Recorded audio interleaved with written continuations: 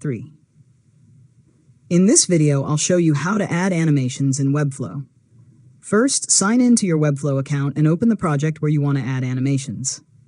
Then, open the page containing the element you want to animate.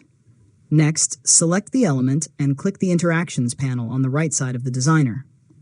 Click Create New Interaction, and choose whether you want the animation to be triggered by a page event, an element event, or while scrolling.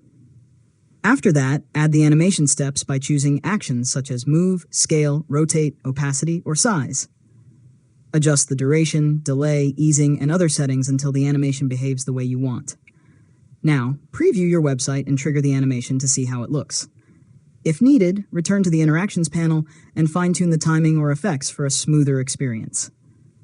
Finally, save your changes and publish your website.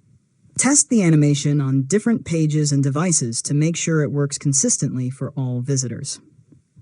And that's it! You've successfully learned how to add animations in Webflow. If you found this tutorial helpful, make sure to subscribe to LearnModelab for more tutorials.